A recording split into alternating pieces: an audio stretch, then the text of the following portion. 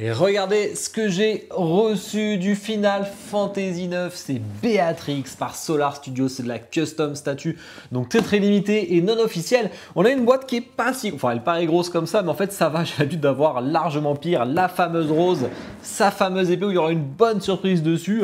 Je suis assez content de l'avoir reçu, c'est un de mes personnages favoris de l'univers de FF9, la musique est sensationnelle. Allez, je vous l'unbox. Bon, j'ai tout sorti, on a la base et on a le perso qui est quasi en une pièce, il manque que les bras de toute façon. Vous voyez comme il est gros, Alors c'est du FF9, c'est le style chibi, je sais qu'il plaît pas à tout le monde.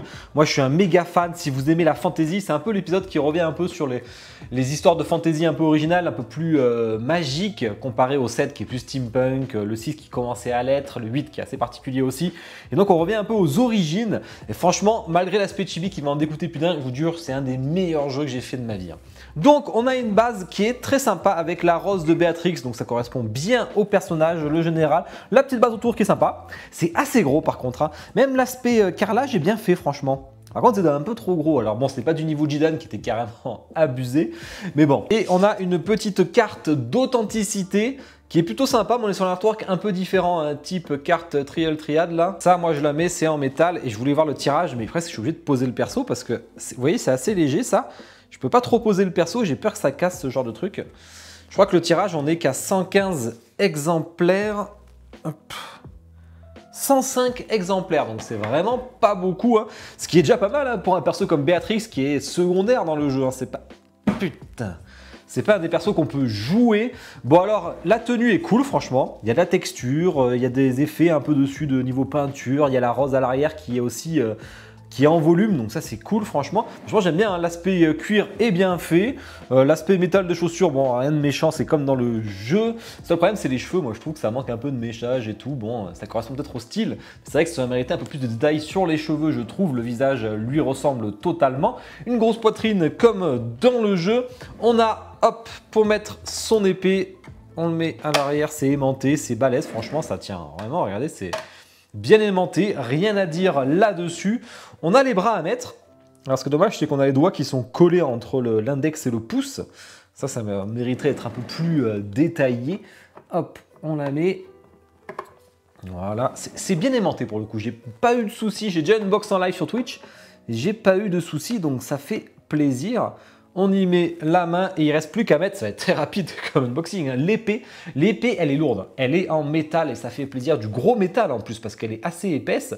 Franchement, c'est assez surprenant. Bon, c'est son épée dans le jeu, elle vous marave un nombre incalculable de fois. J'adore ce perso, de toute façon, surtout la musique. C'est une des musiques les plus incroyables de Final Fantasy. C'est une de mon top 3 des musiques d'FF. Et d'ailleurs, je la mettrai pour le zoom musique forcément. Hop, on met ça. Et voilà. Bah écoutez, extrêmement rapide. Allez, je fais plus de musique, on parle de toutes les spécificités après.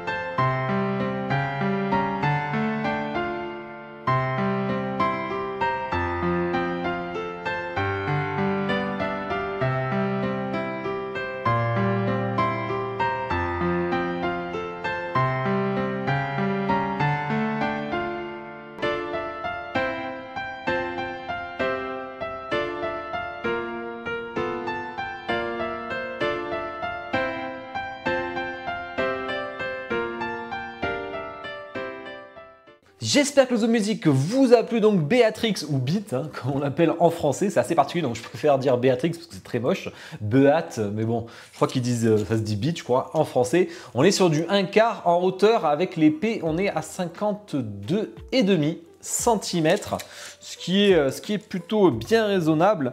En largeur, on est à 31 cm et en profondeur, je sais pas si ça dépasse, j'ai pas l'impression, donc on est pareil à 31 cm.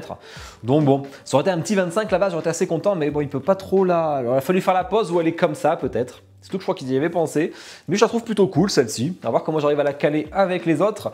Du coup, custom statut non officiel que 100 exemplaires, 105 exemplaires, ce qui est très limité. Et j'ai payé 749 €. tout compris. On est dans la veine des autres, hein. En général, je suis dans les 700 à 850 même.